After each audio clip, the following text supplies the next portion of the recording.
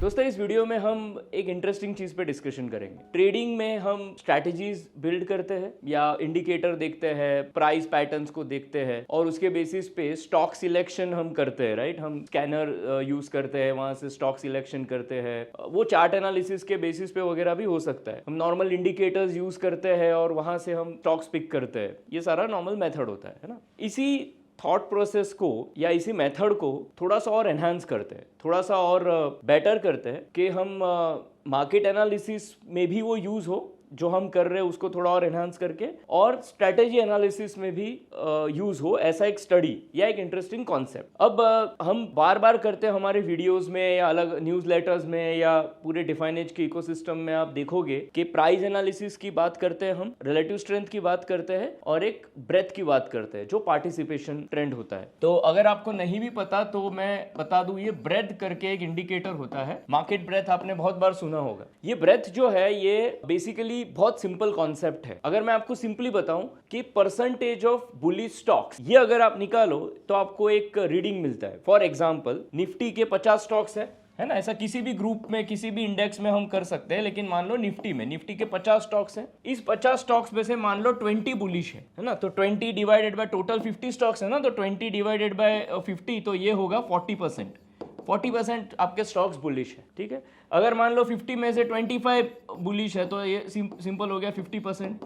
अगर मान लो 30 बुलिश है तो ये रीडिंग हो गया 60%। सो इस तरह से हम कैलकुलेट कर सकते हैं किसी भी ग्रुप में कि निफ्टी 500 पूरा 500 स्टॉक्स है जिसमें mid cap, small cap, large cap stocks है, उसमें कितने परसेंटेज स्टॉक्स बुलिश है, तो ये रीडिंग हम निकाल सकते हैं, है ना। अब ये बुलिश रीडिंग मैंने मान लो एक मंडे के दिन निकाला, फिर मैंने उसको ट्यूसडे के दिन भी निकाला कि कितने परसेंटेज स्टॉक्स हैं, फिर वेडनेसडे दिन के दिन भी निकाला, और तो इस तरह से हम इसको कनेक्ट करते हैं। सो ये हम जब इसको कनेक्ट करते हैं तो ये एक ऐसे चार्ट बन जाता है। तो ये है, इसको कहते हैं ब्रेथ चार्ट। अब हम परसेंटेज में निकाल रहे हैं तो ये 0 से लेके 100 तक ऑसिलेट करेगा ये, ठीक है। ये उसका एक रेंज हो गया और 50 उसका मिड रेंज है। मतलब 50 के ऊपर है तो ज्यादा नंबर ऑफ स्टॉक्स बुलिश है और 50 के नीचे है तो कम नंबर ऑफ स्टॉक्स बुलिश है परसेंटेज वाइज उस यूनिवर्स में। तो ये हो गया ब्रेथ इंडिकेटर। इस तरह से हम एक्चुअली ब्रेथ इंडिकेटर के कितने पॉसिबिलिटीज हो सकते हैं आप सोचिए, क्योंकि हमने क्या बताया कितने परसेंटेज स्टॉक्स बुलिश है। अब वो बुलिश का क्राइटेरिया क्या है, तो ये तो बहुत सारे पॉसिबिलिटीज है। आपने सुना होगा advance decline breadth indicator. Advance मतलब नंबर ऑफ स्टॉक्स जो है ग्रुप में, उसमें से कितने स्टॉक्स ऊपर गए हैं क्लोजिंग बेसिस पे, कितने आज बुलिश है, तो वो हम परसेंटेज ऑफ एडवांस ऐसे करके प्लॉट करते हैं। और एक एडवांस डिक्लाइन ऐसा लाइन होता है, उसमें एब्सोल्यूट नंबर होता है, उसमें 100% वो रेंज बाउंड नहीं होता है, उसमें एक डिक्लाइनिंग लाइन होता है, एक एडवांसिंग लाइन होता है। बट उसी को अगर हम परसेंटेज में कन्वर्ट कर दे तो परसेंटेज ऑफ एडवांस ऐसा ब्रेथ इंडिकेटर बनता है जो 0 to 100 में ऑसिलेट करता है। तो एडवांस ये भी क्या हो गया, क्राइटेरिया हो गया बुलिश का। अब आप सोचिए कि कौन से और ऐसे क्राइटेरिया हो सकते हैं डिसाइड करने के कि स्टॉक बुलिश है या बेरिश। Unlimited possibility. कोई इंडिकेटर ले लो, कोई पैटर्न ले लो, कुछ भी आप ले लो। इनफैक्ट सारे इंडिकेटर जितने भी है मार्केट में वो सब अपने आप में एक ब्रेथ इंडिकेटर भी हो सकते हैं। फॉर एग्जांपल एक सिंपल इंडिकेटर है मूविंग एवरेज, और उसमें भी लॉन्ग टर्म मूविंग एवरेज है 200 डे। तो कितने number of stocks 200 day moving average के ऊपर है, निफ्टी 50 इंडेक्स में, निफ्टी 500 इंडेक्स में, या कोई भी और इंडेक्स ले लो, किसी सेक्टर में ले लो, तो आपको एक रीडिंग आएगा और उसको आप कनेक्ट कर लो तो उसका ब्रेथ चार्ट बन सकता है। तो ये तो एक तरह से एक पॉपुलर इंडिकेटर भी है, बहुत लोग यूज करते हैं moving average, 200 day moving average as a breadth indicator. अब 200 की जगह आप 100 कर सकते हो, 50 मूविंग एवरेज कर सकते हो, बहुत शॉर्ट टर्म करना है 20 कर सकते हो। पॉपुलर इंडिकेटर है RSI। अब RSI मान लो 14 डे का RSI होता है, ये अगर अबाउ 50 है क्या या अबाउ 30 है क्या, इस टाइप का कंडीशन से उसका ब्रेथ प्लॉट कर सकते हो, है ना। RSI की जगह फिर MFI है, ADX है, MACD है। ये मैं कुछ पॉपुलर इंडिकेटर के नाम ले रहा हूँ, बाकी ऐसे तो और बहुत सारे पॉसिबिलिटीज। जो भी आपका फेवरेट इंडिकेटर है या जो आप अदरवाइज यूज करते हो वो एक ब्रेथ इंडिकेटर भी बन सकता है। अब ये करने से फायदा क्या है, ऐसा क्यों करना चाहिए? एक तो ऐसे बहुत सारे पॉसिबिलिटीज है, डिफरेंट चार्टिंग मेथड्स में भी कर सकते हो। जिनको पता है P&F, रेंको, लाइन ब्रेक, उस चार्टिंग मेथड पे भी पैटर्न और indicator as a breadth use कर सकते हो। अब आपका कोई ट्रेडिंग स्ट्रैटेजी है, उसको भी आप as a breadth indicator use कर सकते हो। फॉर एग्जांपल स्ट्रैटेजी होता है RSI, let's say RSI plus MACD। आप ये इंडिकेटर स्पेसिफिक मैं कुछ नहीं बोल रहा हूँ, मैं रैंडमली ऐसे बोल रहा हूँ। इसके साथ हो सकता है लेट्स से मैं मूविंग एवरेज भी यूज कर रहा हूँ और एनीथिंग ऑफ दैट सॉर्ट। कोई भी कॉम्बिनेशन ऑफ इंडिकेटर के रिलेटेड एक स्ट्रैटेजी हो सकता है, इसमें कोई पैटर्न भी हो सकता है। सो ये टेक्निकल जो स्ट्रैटेजी है, इसको अगर हम ब्रेथ की तरह या उसका हम चार्ट बना के प्लॉट करें तो क्या हो सकता है। मान लो इस स्ट्रैटेजी में हम अगर जब स्टॉक स्कैन करते हैं, है ना, तो मान लो आप निफ्टी 500 पे स्कैनर रन कर रहे हो, कभी उसमें 50 स्टॉक्स आते हैं, कभी 100 आते हैं, कभी 25 आते हैं, कभी कम ज्यादा आते हैं, ये हम देखते हैं, नॉर्मली भी हम ऑब्जर्व करते हैं इसको। अब जब हम ये स्ट्रैटेजी के बेसिस पे कोई स्कैनर रन कर रहे हैं, पहले तो उस स्ट्रैटेजी का कोई नेचर होता है। Bullish strategies generally bullish market में ज्यादा स्टॉक्स आएंगे और बेरिश मार्केट में कम स्टॉक्स आएंगे, ये तो एक नॉर्मल बिहेवियर हमें पता होता है। लेकिन हो सकता है आप में से बहुत लोग जो स्कैनर रन भी कर रहे हो इतना ऑब्जर्व नहीं करते, सिर्फ पता होता है आज कम स्टॉक आया, आज ज्यादा स्टॉक्स आए। अगर उसका परसेंटेज हमें समझ आए कि मान लो निफ्टी 500 पर मैंने रन किया और 50 स्टॉक्स आया, मतलब 10% स्टॉक्स आए जो स्ट्रेटेजी क्राइटेरिया को क्वालिफाई हुए। तो अगर आज मेरे पास 10% स्टॉक्स है जो निफ्टी में आए हैं और निफ्टी का भी मान लो एक कोई ट्रेंड है, अब मैं उसका थोड़ा रिसेंट बिहेवियर भी देखूं, आज 10% आया, कल कितना था, उसके पहले कितना था, ये एक हमें समझ आए तो एक तो मुझे परसेंटेज समझ आया और उसका थोड़ा रिसेंट ट्रेंड भी समझ में आए, ये एक पहला पॉइंट। दूसरा, अगर मैं ये करता हूं फिर मैं उसको लार्जर पीरियड में देखूं कि क्या इसमें कोई रेंज ऐसा है क्या जिसमें ये टिपिकली बिहेव करता है, कि मान लो ये 50 तक जाता है तो फिर उसके ऊपर नहीं जाता, या वर्स्ट मार्केट में भी वो 10% या 5% के नीचे आता है, ऐसा कोई रेंज है क्या इसमें, ये हम ऑब्जर्व कर सकते हैं। ये दूसरा पॉइंट।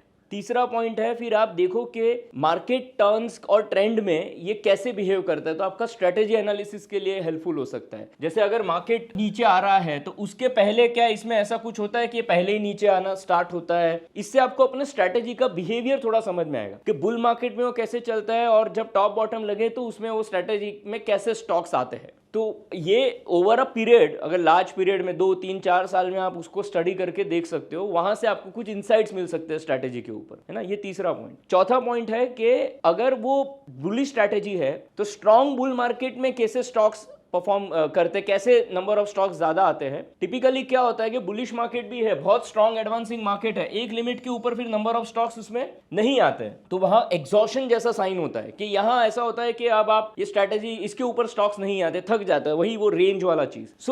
इस इंफॉर्मेशन को यूज करके क्या हम ये डिसाइड कर सकते हैं कि कब हमें ट्रेंड को राइड करना चाहिए, कब प्रॉफिट बुक करना चाहिए, है ना, क्योंकि जब एग्जॉशन लिमिट है तो हम प्रॉफिट बुकिंग वाला सोच सकते हैं। ये एक ऐसे पॉइंट्स होते हैं जो हेल्प कर सकते हैं, चाहे आप कोई इंडिकेटर पिक करके उसको एज अ ब्रेथ रीड करो या कोई स्ट्रैटेजी को लेके भी उसको एज अ ब्रेथ रीड करो। अब ये ब्रेथ इंडिकेटर में जो मेरा फेवरेट इंडिकेटर है वो है X% breadth indicator. Well tested, time tested है, प्रूवन स्ट्रैटेजी है, बहुत लोग यूज भी करते हैं और पॉपुलर हो गया है अब, जहां हम मार्केट में एज अ ब्रेथ इस स्टडी को यूज करते हैं। अब ये X% क्या होता है, ये पॉइंट एंड फिगर चार्ट के ऊपर है, बट डजंट मैटर, मतलब कोई भी उसको यूज कर सकता है। इट सिंपली सेज कितने नंबर ऑफ स्टॉक्स जो है वो अप ट्रेंड में है, 0 to 100 में ऑसिलेट करता है, और टिपिकली एक लेवल होता है 75 के ऊपर, इसमें थोड़ा सा एग्जॉशन दिखता है और 25 के नीचे इसमें डाउन साइड एग्जॉशन दिखता है। इस इंडिकेटर के बारे में भी इसलिए बता रहा हूँ बिकॉज आप कोई भी और ब्रेथ इंडिकेटर प्लॉट करोगे तो उसमें ये ऑब्जर्व कर सकते हो। हालांकि ये जो है ये तो मैं बहुत स्ट्रांगली रेकमेंड करता हूं कि ये इंडिकेटर आपके पास आपके ऑब्जर्वेशन लिस्ट में हमेशा होना चाहिए। डेली बेसिस पे एक बार निफ्टी का और निफ्टी 500 का ब्रेथ जरूर देखना, इट हेल्प्स। अगर ये 75 के ऊपर है ये रीडिंग, तो उसका मतलब है देयर इज सम एग्जॉशन। मैं बार बार एक चीज बोलता हूं जहां बहुत लोग गलती भी करते हैं, इसका मतलब ये नहीं है कि मार्केट में जाके शॉर्ट करना है, अब मार्केट में ओवरबॉट हो गया, नो।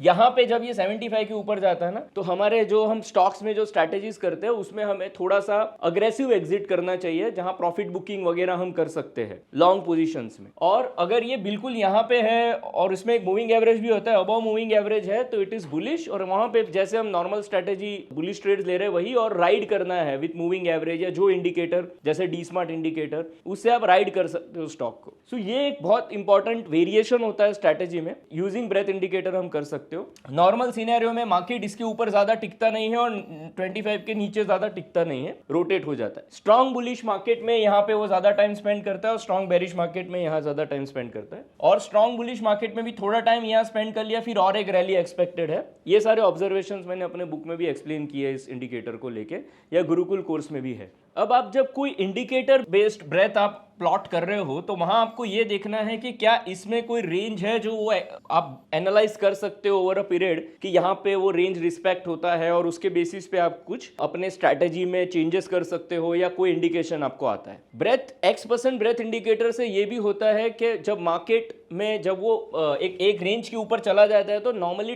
प्राइस या टाइम कंसोलिडेशन होता है, एक्सपेक्टेड है, ज्यादातर टाइम में वो ऑब्जर्व किया गया है। सो वो उस इंडिकेटर का, उस स्टडी का वो बिहेवियर है। आप जो ब्रेथ कर रहे हो वो इंटरेस्टिंग एक ऑब्जर्वेशन हो सकता है, उसके कुछ और बिहेवियर हो सकते हैं और वो डिपेंड करता है कोई जो इंडिकेटर आप यूज कर रहे हो। अब यहाँ पे एक और बात आपको समझनी है जिससे आप ये स्टडी को और इंटरेस्टिंग बना सकते हो। जो भी इंडिकेटर्स आप यूज कर रहे हो और जिस भी बेसिस पे आप कोई स्ट्रैटेजी डिसाइड कर रहे हो, मान लो हम इंडिविजुअल इंडिकेटर की भी बात करें, सो उसमें एक तो हो सकते हैं ट्रेंड वाले इंडिकेटर, जैसे मूविंग एवरेज हो गया, RSI above 50 is bullish trend, MACD bullish crossover is bullish trend, MACD above 0 का मतलब भी बुलिश ट्रेंड है। तो ये तो हो गए ट्रेंड बेस्ड इंडिकेटर। कुछ हो सकते हैं वोलेटिलिटी बेस्ड इंडिकेटर, है ना।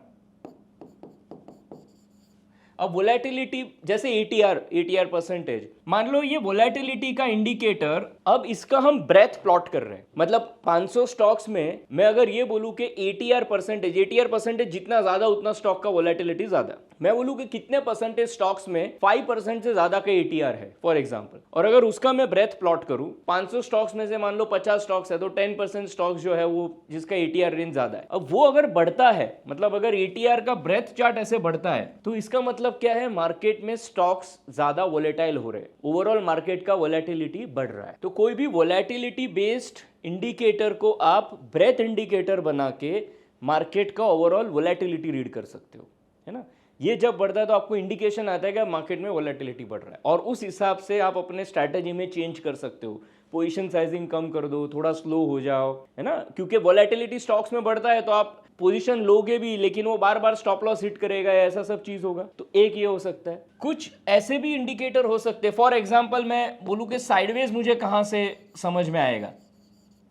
कुछ इंडिकेटर, फॉर एग्जांपल ADX एक ट्रेंड इंडिकेटर है। ADX का इंडिकेटर अबाउट 20 मतलब स्ट्रॉन्ग ट्रेंड होता है, तो बिलो 20 मतलब ट्रेंड स्ट्रॉन्ग नहीं है। तो फॉर एग्जांपल मैं ऐसा रीडिंग के साथ प्लॉट करूं ब्रेथ इंडिकेटर के ADX बिलो 20 कितने नंबर ऑफ स्टॉक्स में, अगर वो इंडिकेटर ऊपर बढ़ रहा है, मतलब वो इंडिकेटर ऐसे जा रहा है, तो ज्यादा नंबर ऑफ स्टॉक्स साइडवेज या लैकलस्टर ट्रेंड में है ना। तो उस टाइम पे आपको ये समझ में आता है कि मार्केट थोड़ा सा साइडवेज या रेंज बाउंड हो रहा है। अब ये ऐसे कुछ वॉल्यूम बेस्ड इंडिकेटर हो सकते हैं। अब वॉल्यूम अगर इंक्रीज हो रहा है ज्यादा नंबर ऑफ स्टॉक्स में तो आपको ये समझ में आएगा ओवरऑल स्ट्रॉन्ग पार्टिसिपेशन हो रहा है, ओवरऑल वॉल्यूम बढ़ रहा है काफी स्टॉक्स में, और ऐसे और पॉसिबिलिटीज है। जैसे इंडिकेटर का नेचर है वो अगर आपने समझा, फिर उस हिसाब से आप उसका ब्रेथ रीड कर सकते हो। अब इंडिकेटर हम एक स्टॉक पे प्लॉट करते हैं, मैं एक एक स्टॉक का इंडिकेटर करूं तो मैं उस स्टॉक का प्राइस ट्रेंड के हिसाब से रीड कर रहा हूं। यहां हम बात कर रहे हैं उस इंडिकेटर को ओवरऑल मार्केट में प्लॉट करके देखना कि निफ्टी के 500 स्टॉक्स में वो स्टॉक इंडिकेटर कैसे चला है,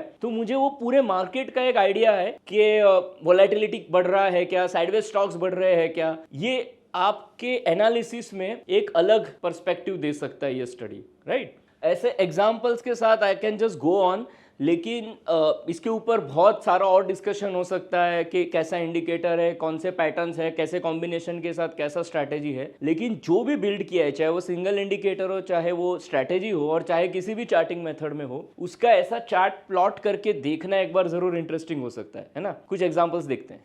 तो देखिए ये zone.definedsecurities.com ऐप RZone। अब यहाँ पे ब्रेथ करके सेक्शन है, इस पर हम क्लिक करते हैं, ये ब्रेथ चार्ट। अब ये जैसे मैंने बताया इसमें बहुत सारे आपके पास ऑप्शन है इंडिकेटर्स के। P&F X% ये इंडिकेटर है। मैं यहाँ पे जाके ग्रुप सिलेक्ट करूँ जैसे निफ्टी 50 और स्कैन कर दूँ तो अब ये इंडिकेटर ऐसे प्लॉट हो गया, ब्रेथ इंडिकेटर। मैं इसको अगर बड़ा करके देखूं, ये पेन को भी मैं बड़ा कर सकता हूं एंड आई कैन सी। तो ये अब 0 to 100 मूव होने वाला ये इंडिकेटर है और ये निफ्टी का चार्ट है। ये निफ्टी पे भी एक मैंने डीस्मार्ट इंडिकेटर लगाया है, ये टेम्पलेट में ऑलरेडी सेव्ड है तो उसके साथ ये प्लॉट होता है। तो यहाँ ये ट्रेंड और निफ्टी का चार्ट हो गया, नीचे ब्रेथ इंडिकेटर है और ये ग्रीन लाइन ब्रेथ इंडिकेटर है, रेड लाइन मूविंग एवरेज है ब्रेथ इंडिकेटर का। यहाँ से ये जो आपको पिंक या हॉरिजॉन्टल लाइन दिख रहा है, ये लाइन का सेटिंग यहाँ से हम कर सकते हैं। जैसे 25, 50, 75 पे है, इस रीडिंग को मैं यहाँ से चेंज कर सकता हूँ, तो यहाँ वो चेंज हो जाएगा। तो ये तो वो चार्ट है X% जो हमने डिस्कस किया।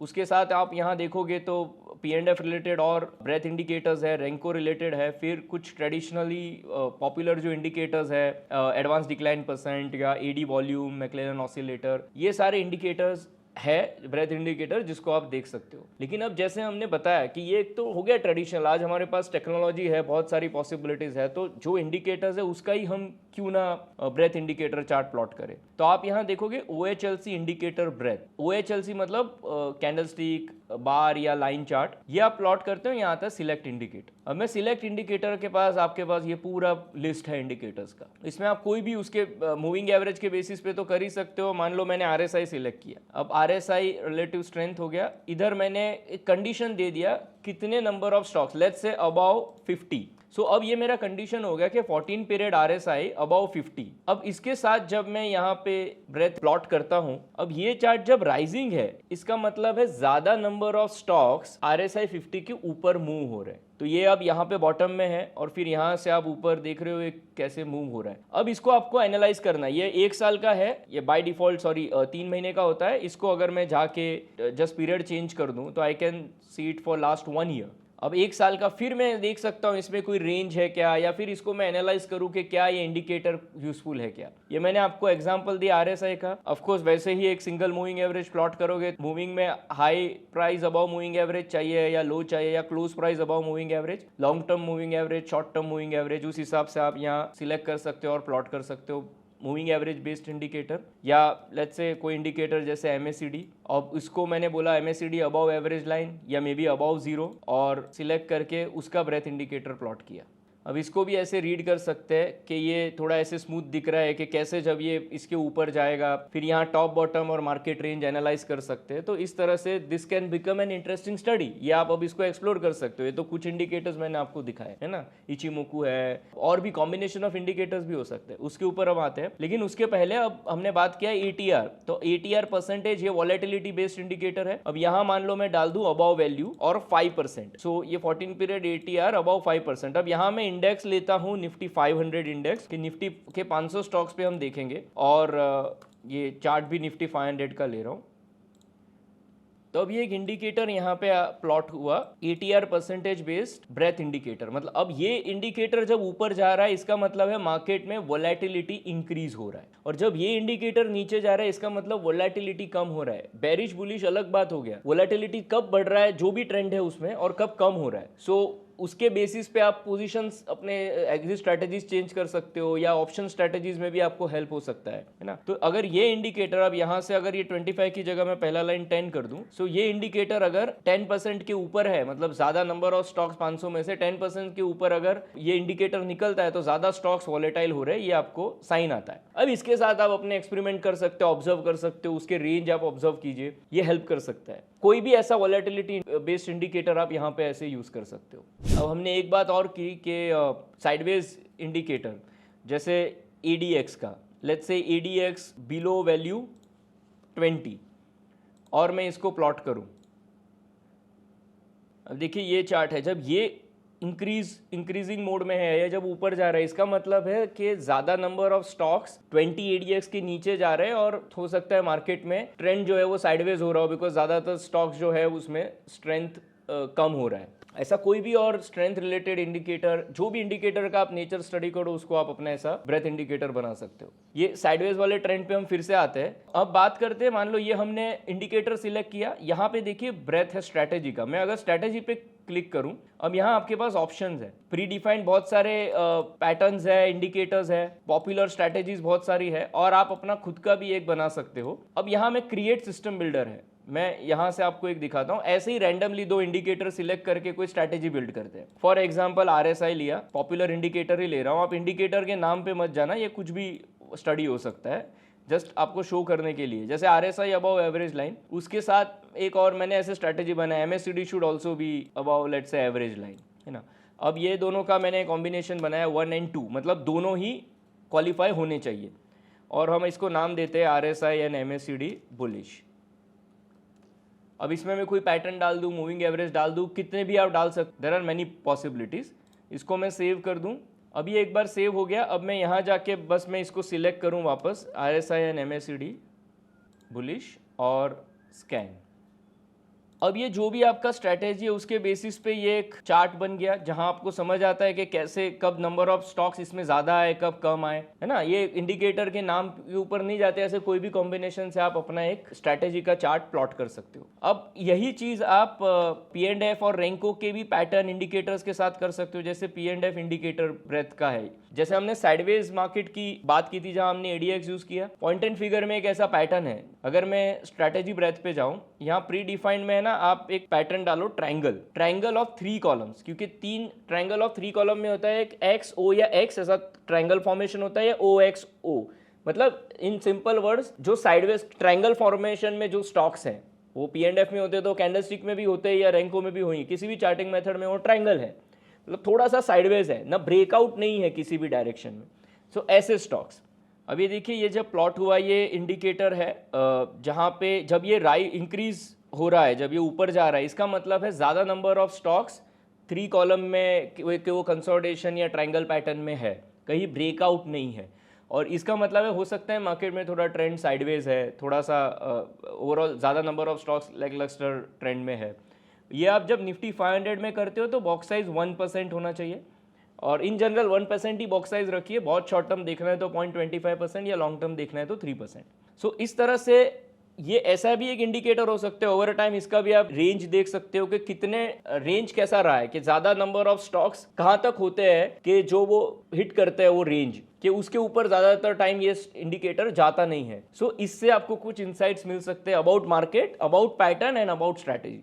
अब जैसे ये साइडवेज का या कंसोलिडेशन वाला पैटर्न है, ऐसे पैटर्न बहुत सारे, उसका आप इस तरह से इंडिकेटर देख सकते हो। एक अगर मान लो मैं स्ट्रैटेजी बताऊं, जैसे P&F में एक होता है डबल बॉटम सेल और एक होता है HP। जैसे P&F में एक HP हाईपोल पैटर्न होता है या डबल बॉटम सेल पैटर्न होता है। इसका मतलब है कितने नंबर ऑफ स्टॉक्स में डबल बॉटम सेल है, मतलब बेरिश ब्रेकआउट पैटर्न है, या एक ऊपर से एक अच्छा खासा करेक्शन है जिसको हाईपोल पैटर्न कहते हैं। अब ये पैटर्न अगर ट्रिगर हुआ है तो एक तो स्टॉक में एक थोड़ा सा करेक्शन है या डाउन ट्रेंड दिख रहा है या बेरिश ब्रेकआउट है। टोटल 500 स्टॉक्स में से कितने स्टॉक्स में ये पैटर्न है, ये हम देख सकते हैं ये ब्रेथ चार्ट प्लॉट करके।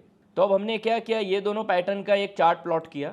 अब आप देखिए ये इंडिकेटर अगर इसमें स्पाइक है या ये ऊपर जा रहा है, ये बेरिश रीडिंग है, मतलब डबल बॉटम सेल और HP ये दोनों बेरिश पैटर्न्स हैं। अगर ये इंडिकेटर बहुत ऊपर है, इसका मतलब है मार्केट थोड़ा सा नेगेटिव है, यहाँ पे एक करेक्शन का पॉसिबिलिटी या बेरिश मार्केट है। जैसे यहाँ हम देखिए ये जब ये राइज होना यहाँ शुरू हो गया, मतलब ये मार्केट ट्रेंड अब बेरिश हुआ है। यहाँ पे भी अगर ये देखिए ये थोड़ा कंसोलिडेशन के बाद ऊपर हो रहा है, यहाँ ये इंडिकेटर इंक्रीज हुआ है, मतलब ज़्यादा number of stocks double bottom sell या हाईपोल पैटर्न में क्वालिफाई हुए हैं।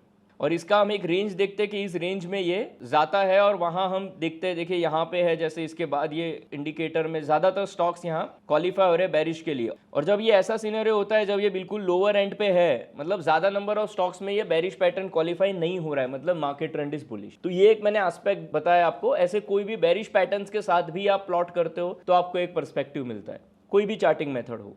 अगर मैं यहाँ स्ट्रैटेजी का आपको एग्जाम्पल दूँ, for example double top by about D smart, ये एक स्ट्रैटेजी है जिसमें एक बुलिश पैटर्न का ब्रेकआउट है और डी स्मार्ट इंडिकेटर के ऊपर है। अब इसको मैं स्कैनर रन करूं तो मेरे पास एक नंबर ऑफ स्टॉक्स आएगा, है ना। तो वो मुझे परसेंटेज भी अगर पता करना है तो मैं ये चार्ट प्लॉट करके कर सकता हूं और उसका रिसेंट ट्रेंड भी देख सकता हूं। अब फॉर एग्जांपल देखिए, यहाँ अभी अराउंड 28-29% स्टॉक जो है वो इस स्ट्रैटेजी के लिए क्वालिफाई हो रहे हैं। अब अगर मैं थोड़ा मार्केट में इसको एनालाइज करूँ, जैसे यहाँ बॉटम है, ये यहाँ इसके बाद यहाँ से एक मूविंग एवरेज के भी ऊपर हुआ है। आपको देखना है कि आपके इंडिकेटर में मूविंग एवरेज फिट भी होता है, नहीं तो आप उसको निकाल सकते हो, मूविंग एवरेज को हटा सकते हो इस चार्ट से। यहाँ जाके सिंपली उसको डिसेबल कर देना है तो वो रिमूव हो जाता है। अब यहाँ ये मूविंग एवरेज के ऊपर गया तो इसका मतलब है यहाँ आपको ज़्यादा बुलिश स्टॉक्स अपने स्कैनर में आने लग गए, तो आपको समझ में आता है कि यहाँ से मार्केट हो सकता है बुलिश टर्न हो रहा हो। और उसके बाद ये ऊपर गया, फिर ये यहाँ नीचे आया उसी लेवल पे। तो अब एक होता है ना कि अगर number of stocks come qualify और एक बिल्कुल एक बॉटम हिट कर रहा है उस स्ट्रैटेजी में, तो इसका मतलब है हो सकता है यहाँ से मार्केट टर्न हो। ऑफकोर्स आपको वो मार्केट देख के और फिर अकॉर्डिंग टू पैटर्न ही काम करना है, लेकिन वो एक पॉसिबिलिटी होती है। और उसके बाद जब ये इंडिकेटर फॉल हो रहा है, इसका मतलब अब कम नंबर ऑफ स्टॉक्स क्वालिफाई होते जा रहे हैं, इसका मतलब हो सकता है मार्केट में वीकनेस है या वीकनेस आ सकती है या ट्रेंड बेरिश हो रहा है। तो ये ऐसे कुछ स्ट्रैटेजीज होते हैं कि